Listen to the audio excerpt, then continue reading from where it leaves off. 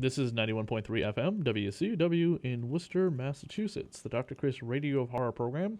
In the beginning of the month of October, we kick off Radio of Horror correctly with two back-to-back interviews, and one of which is here with Mary Rose, who's behind the everydaygoth.com blog, where she posts new articles about goth subculture every twice a week, about fashion, decor, music, movies, and a whole bunch of other stuff, which we will get into. Thank you for coming on the show with us, Mary. Thank you for having me. And she's a native of Massachusetts as well, so I have local people on the show once in a while. Once. No, I have tons of local people on the show. I try to do that so that way it explores it boosts my credibility even better. Non-selfish means, I swear. Of course, yes, naturally. Where did the everydaygoth.com come from? What dark recesses of your mind? You know, it came from the dark recesses of 10th grade weirdo goth girl, not knowing what she wanted to do and kind of wanting to have a fun creative outlet. So I started on Tumblr, and as I started just building up a little community on there, I decided I actually had things to say about goth and about fashion, about the subculture, and I had some opinions that I needed to share with the world. So I started a bigger blog that now has more my content on it. When did you start it? My Tumblr started in 2010, and the everydaygoth.com started in 2011. Quite a while. It makes me feel quite old. Has it evolved in any way or anything significant that you want to point out about the blog? Definitely. I mean, when I was starting it, I was in 10th grade. I was a young teenager. I was still learning about what goth was. I still wasn't entirely sure if that's what I wanted to do. I named it the Every Day Goth because I didn't want to act like I was some important person. I'm not a model. I'm not a celebrity. I'm not a musician. I'm just an everyday person. But now it's come to evolve that I'm very comfortable in the subculture. I'm comfortable giving advice. I'm comfortable representing subculture to non-goths. So it's definitely helped grow in that way. What are some of the typical posts that you would post about? Give us some examples so people can look forward to finding out what's on your site. Well, I try to make posts that I think people will find very helpful, and a lot of my readers, I did a reader survey a number of years ago, are younger goths, and a lot of my posts cater to them. Little guides on where to find goth clothing, what music to listen to, kind of introductions to goth that make it seem less scary, because a lot of people seem to be under the impression that it's a very exclusive club that you have to like really try hard to get into. What? You mean it's not? God. No, you would think with all the creepy stuff we do that we'd have some kind of ritual that you need to enact, but really. At Man Ray or something. At Man, yeah. Some ritual at Man Ray or Club Hell. Yeah, some creepy goth club somewhere, very dark lighting. We have lots of candles. It's a big deal. And you all stand around sounding depressed and moaning and complaining. Yeah, listening to Bauhaus. Like that episode, like they're portrayed on South Park. I'm obsessed with the South Park goths. I think they're the funniest thing ever. I love the episode where they fight the Twilight little douchebags. Yeah, they burn down Hot Topic. Yeah.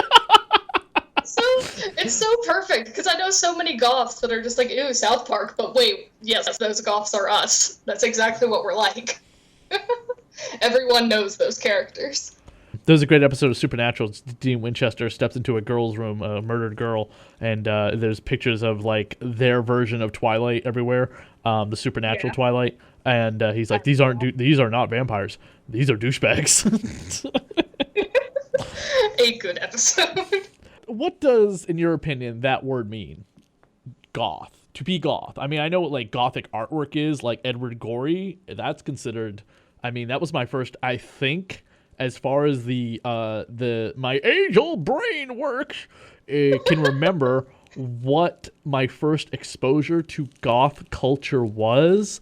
I believe, again, scratching my brain, it was Edward Gorey.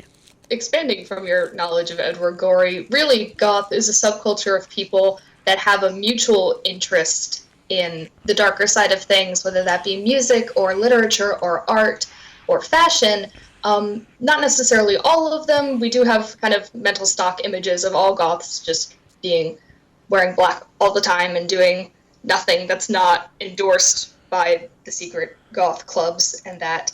But really, it's just a community of shared interests. On your blog, do you discuss the negative stereotypes of being goth? Yes, I do. Okay. How do you, can you elaborate? Yeah.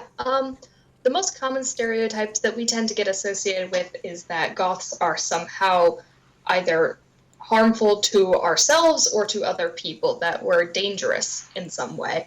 That gets tied up in a lot of worrying that all goths are Satanists, or all goths are depressed, or all goths are about to go shoot up their schools or something like that. Jesus Christ. And I really hope to bring to my blog, and I hope I've done this multiple times, that really goths are just normal people that just happen to like things in the dark side. We're not dangerous.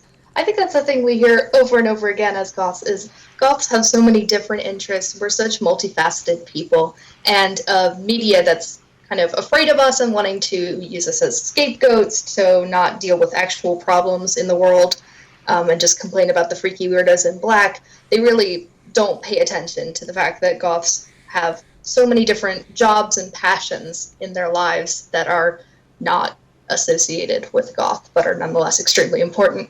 Are you familiar with the comic book Hack Slash? I am not. Hack Slash is the story of Cassie Hack.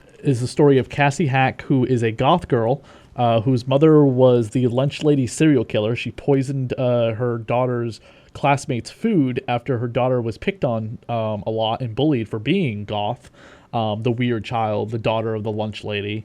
And she had to take her own mother down, and she felt as though that was her calling, and she went on the road hunting down other slashers, serial killers, and she teamed up with a monster man who she had thought was a slasher but was a kind, gentle man, just based on the way he looked. You know, she had the same misgivings as other people did, and they became a partnership, and the comic book is more or less still kind of going on, and it's in miniseries mode or one-shots called Hack Slash.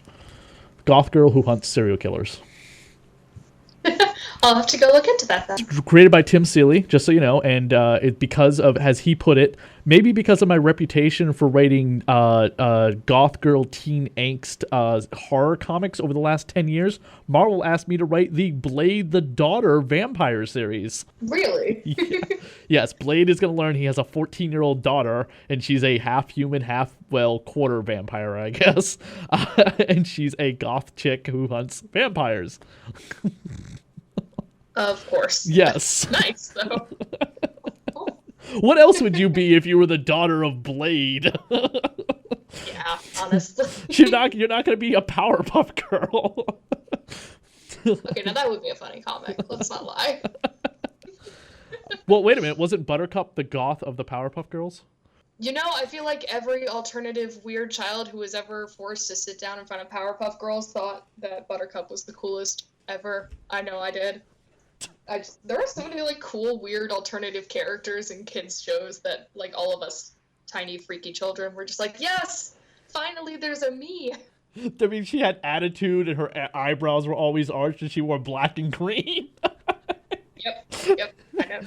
Blame Gendy Tartakovsky, the guy who just did Hotel Transylvania 1 and 2. Yeah. Yeah, the Hotel Transylvania director is the guy behind the Powerpuff Girls. I did not know that. Yes. Wow. Dexter's Laboratory, Powerpuff Girls, Clone Wars. Was he on Dexter's Lab too? He was the creator of Dexter's Laboratory, and he was the creator of Samurai Jack. Wow, I feel like all of these like shows were created by the same, maybe like 4 guys. It's like, oh, there's my childhood in one person. We actually have some questions here from people who knew that you were going to be on the show. Has being goth enriched your life? I would definitely say it has. There's a lot to it, I think. Just being a kind of lonely, weird kid who read a lot of strange books and was kind of... I had friends, but wasn't definitely considered any kind of popular or anything. But now coming into a subculture of people that were the weird kids, and we have such great shared experiences, and I'm able to interact with so many people who are so amazingly creative and talented. through this subculture and who really do enrich my life. So I can't say anything but absolutely yes. Do you feel like goth culture can help kids through tough times in their adolescence? I certainly do. Going off of my last point, the Goth Culture is a community of people with kind of a shared outlook, and when you don't feel like you're alone, it makes it much easier to get through some tough times when you're a teenager, when you're in your young adult years and you feel like you don't fit in. So finding your niche, I feel like, is very important to people's just general happiness. There was one post in particular that caught my eye where you had put up the Evil Supplies Company, Dr. Ghost Parcel. What was that? Okay, so Evil Supply Co. is a company that is extraordinarily near and dear to my heart. The creator, Atticus, and I had been speaking for a while before Evil Supply Co. really launched. And what they are is a stationery company that does villainous, Halloween, gothy, creepy, spooky type stationery. And I don't know, I personally like doing pen pals and that kind of vintage writing to people and having notebooks and handwriting and that kind of thing. And the monthly subscription, Evil Supply Co.'s Mr. Ghost Amazing Wonderments, it has some really cool long name that I can't remember. It's just a monthly subscription box that you can get, and each month has a different theme, and it's shipped out to you blind boxed, so you don't know what's going to be in it, but you know it's going to be full of really cool things. And I've been reviewing them for Evil Supply Co. for a couple of months now. Oh, that's kind of like the subscription box of geek stuff that you can order from like dreadcentral.com or, you know what I'm talking about? Yeah, Loot Crate, that kind of thing. Yeah, Loot Crate, yeah. And now they have Loot Crates you can put together yourself if it's like a theme that you want to be that way. Like you like Supernatural, or you like Friday the 13th, or you like Marvel Cinematic Universe stuff, not Marvel Universe stuff. You can kind of put that together. So it's something like that, but just with stationery, stickers, note cards, little notebooks, and that kind of thing. And I really do love it. So I'm really thrilled whenever I get my box. I'm expecting a new one any week now, so it'll be fun. Cool. What's your next blog post going to be about coming up? I saw you just did one yesterday. Yes, I do my posts on Wednesday and Saturday, so my next post will be Wednesday. It's a review of a corset that I got in the mail. I'm extremely excited. It's a really pretty corset. Are you going to put Are you going to model the corset, or are you just going to have the picture of the corset? No, I'm definitely going to model it. I do appear in all of my clothing reviews. Okay. I think it's important to show what it actually looks like on a real human being. Now, do you feel like this is going to be your busiest time of the month, being October leading into Halloween?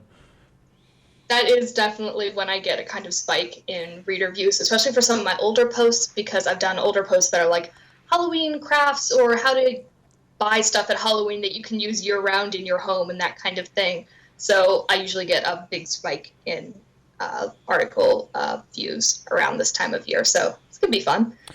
I had a date with a girl, and she investigated my radio show, as I could tell everyone, you might as well know I do this show, so you can kind of either get over it or not want to go out with me. And hey, you gotta be honest, you know what I mean? The one thing she focused on and was my cat. I have a black cat because I'm a horror host. Yes, his name is Sebastian. He is 1 year old. You can go on the Radio Horror page on Facebook to look at pictures of him. And Sebastian, I think, is a very good name for a black cat, especially. Aww. And she asked me, "Are you goth?" And I was just like, "What?" I mean, I wasn't insulted. I was just kind of, the question doesn't come up that often. I'm not really. I'm into it, and I date goth girls and stuff like that. But I don't consider myself to be part of the club. You haven't undergone the initiation, man. I gotta paint the fingernails black and just sacrifice a goat or something. I don't know. Yep, obviously. That, by the way, not at all what I'm thinking. I do not want emails and other stuff sent to me about being offensive. This is all in good humor, so listen to the beginning of the interview. After a certain point, you have to just kind of get used to goths making jokes about sacrificing things to Satan, because it's like being a witch living in Salem. Yeah. So why don't we joke about it? Yeah, I mean, totally. But so he's a cute little black male cat. He's not small. He's definitely like a freaking big cat. He comes to the bathroom with you while you do your business, and the bathroom's like all white. He stands out like crazy. And you don't know where he is in the night because he's completely, he is black from head to toe. I just noticed you happen to have this black dog on your picture. You met the dog in Salem? Yes, we did. My friends and I have been meaning to go to Salem for years now, but we're students, so we get extremely distracted and busy during the school year. But we finally got it to go, and we met a little black dog in a graveyard. It was really cute. We thought it was very appropriate. And we appreciate you taking some time to come on the show with us to enlighten us about goth culture and all of the rumors and darkness and other weird stuff that people may always question, but maybe afraid to ask, because honestly, I've talked to people and they've been like, oh, I don't know, they look really weird, or I'm afraid that they'll bite my head off or something, or, I'm like, I'm sure if you ask politely a question, their response might be very human. You for asking a nice question. Why do you dress like that? That's a pretty judgmental or offensive question. It's a very open-ended paragraph after paragraph question that can be answered. And I think some people are just afraid to talk. Yeah, definitely. Afraid of the creepy weirdos in black, but we're not scary. Most of us are quite friendly, so please do come talk or ask me a question on my blog. Before we let you go, I forgot to ask, which artist would you consider to be one of your favorite interpretations of Gothic artwork? Drawing, painting, something along those lines. My favorite artist is someone that I met in high school who was one of the first people that I met that was actually a goth. Her name is Jane Steiner. She has an Etsy shop called Magical Tea Time, but her illustrations are absolutely incredible. She does a lot of creepy, cute kind of artwork, a lot of Halloween stuff, a lot of Monster Girls. She's really incredible. I definitely recommend checking her out. Cool. What about a movie? I would probably pick The Crow. The Crow for the classic goth movie? Yes. There are a lot of awesome goth characters in movies, but for a movie that's just about the goth subculture, I'd probably pick Gypsy 83. Okay. It's a pretty good representation of us. That's a really good one. A comic book I would pick is on a lot of people's list, and it rightly should be, because it truly is probably one of the most gothic comic books ever made. Neil Gaiman's Sandman. Sandman is fantastic. Really, the art in it is just kind of incredible. I have every volume, and I have the collected works of Death, The High Cost of Living. Really? Yep. Nice. Have you read his recent short story collection, Neil Gaiman's Trigger Warnings? No, I haven't. Ooh, I did a review on that recently, not on my blog, but on a website called Goodreads. But it was a fantastic trip, honestly. Gotcha.